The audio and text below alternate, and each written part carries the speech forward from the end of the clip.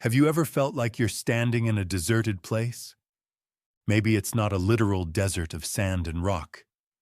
Maybe it's the quiet desert of your apartment late at night, when the deadlines are piling up and your energy has completely run out. Maybe it's the deserted place of a relationship that feels barren, or a career path that seems to be leading nowhere. It's that feeling deep in your gut when you look at the sheer scale of the problems you're facing, in your life, in the world.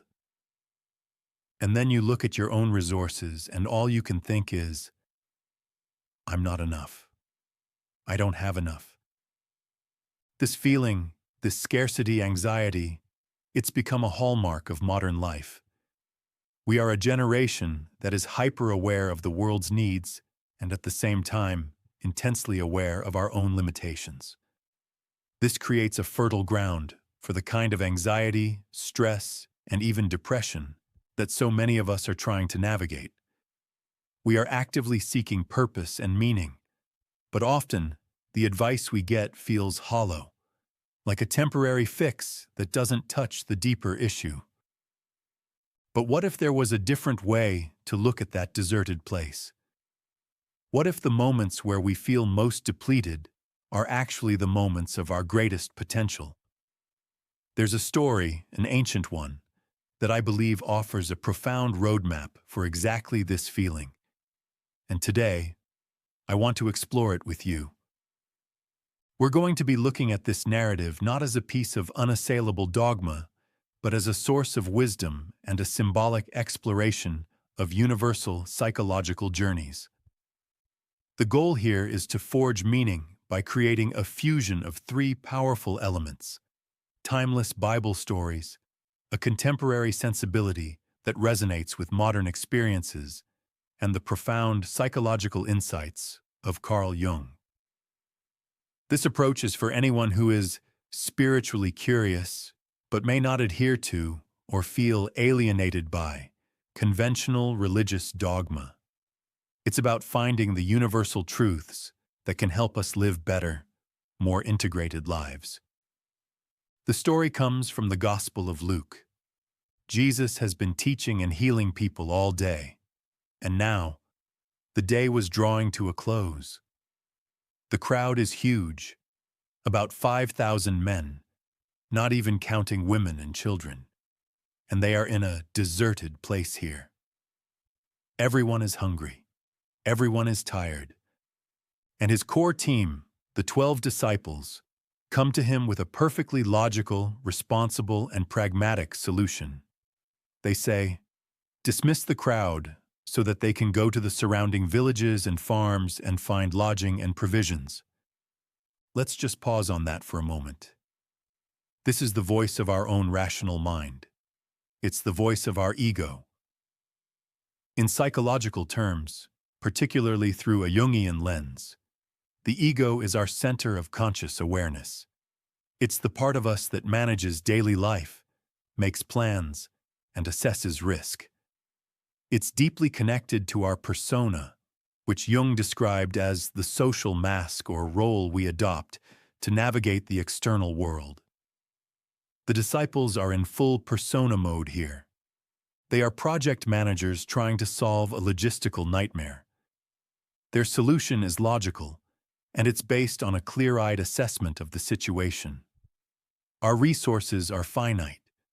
The need is infinite. Therefore, we must limit the scope of the problem. We must dismiss the crowd.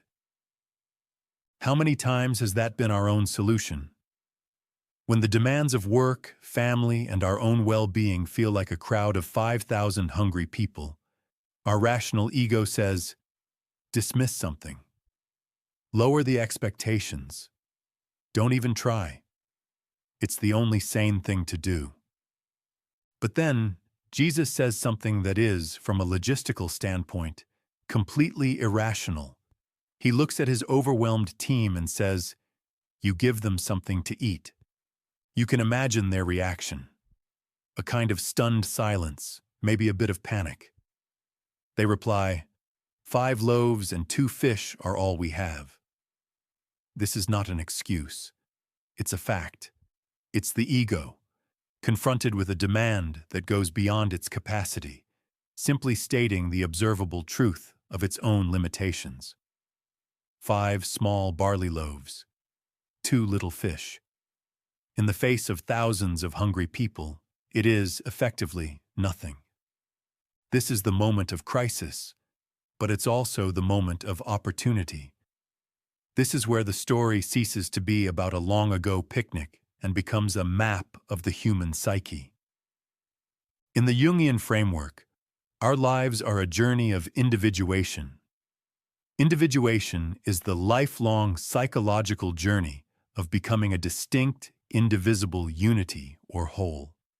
It's the process of integrating all the disparate parts of ourselves, our conscious ego, but also our vast, untapped unconscious. And the central organizing principle of this entire journey is an archetype Jung called the self.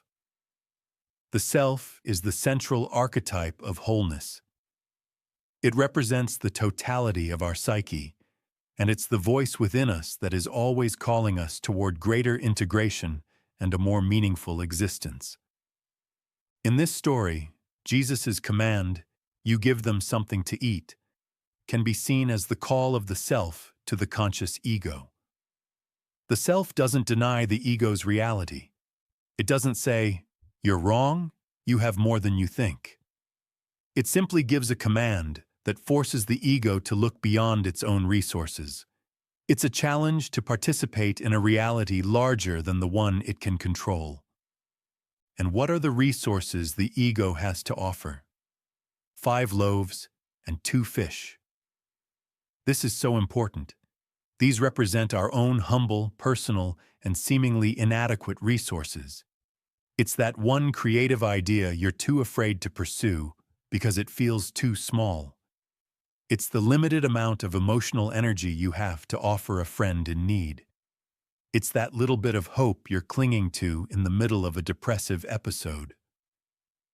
The ego looks at these things and says, "This is all I have. This is nothing." But the self sees it as the raw material for a miracle.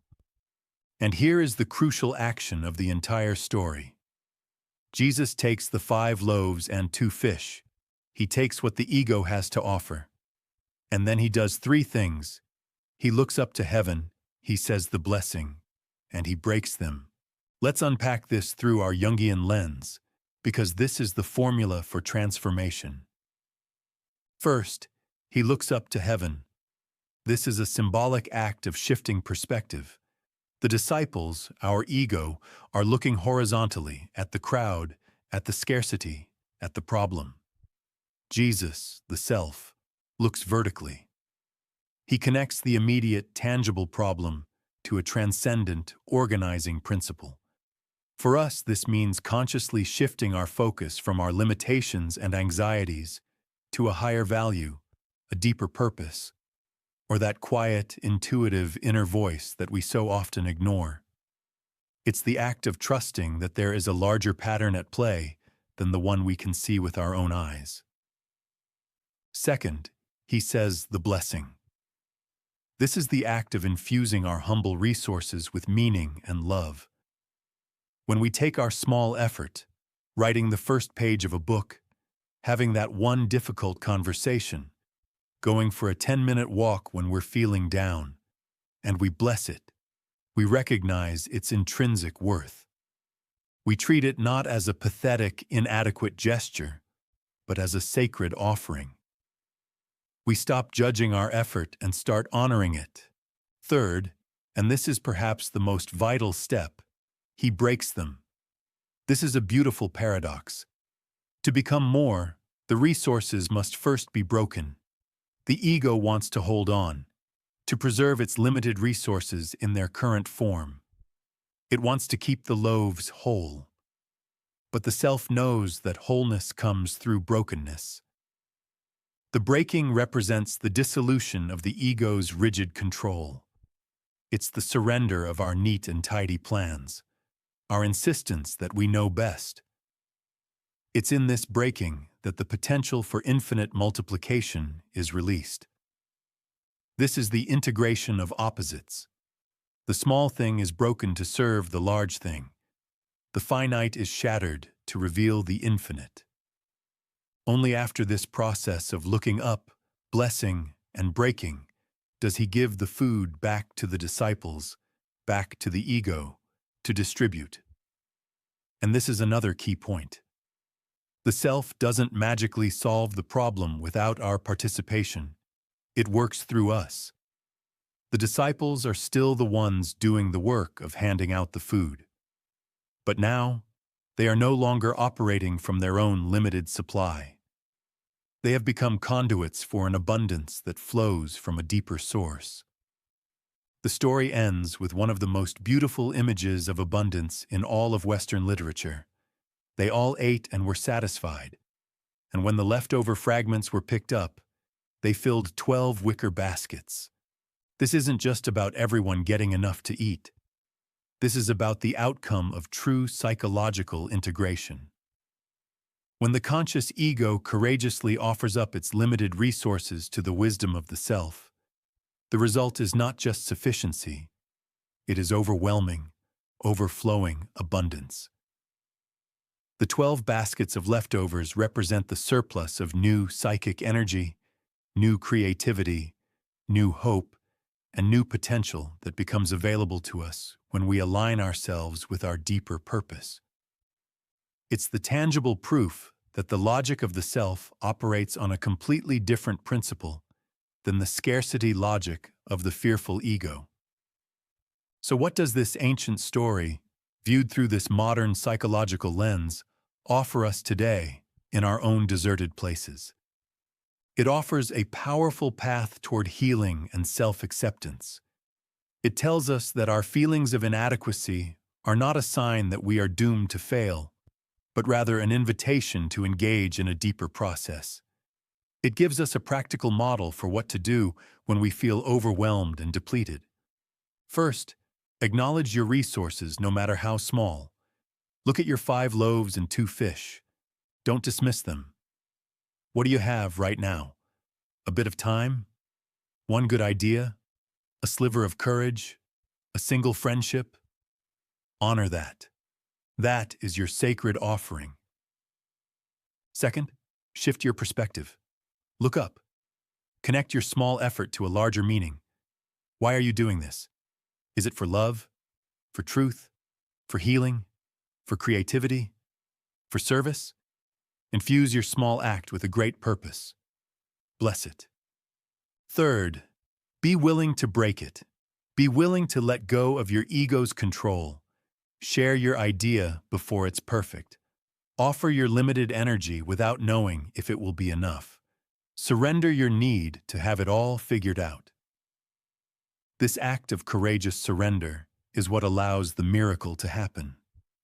This story teaches us that true wholeness and spiritual vitality involve embracing all aspects of yourself, including the part that feels small and afraid.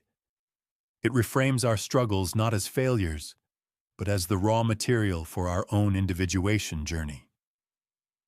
The goal is not to eliminate the deserted places from our lives. They are an inevitable part of the human journey. The goal is to learn how to stand in them, offer up what we have, and participate in the creation of our own abundance. The ultimate takeaway is this: you are right. Your ego is right. By yourself, with only your conscious resources, you do not have enough to feed the 5,000 hungry ghosts of your anxieties, your responsibilities, and the world's needs. But you are not just an ego. You are a whole self. And if you have the courage to offer up your 5 loaves and 2 fish, you might just find that you become a conduit for a feast you could never have imagined. The process may leave you feeling wounded, yet also empowered, but it is the path toward a deeper, more authentic connection to oneself and a more resilient sense of meaning. So the question I want to leave you with is the one the story implicitly asks each of us.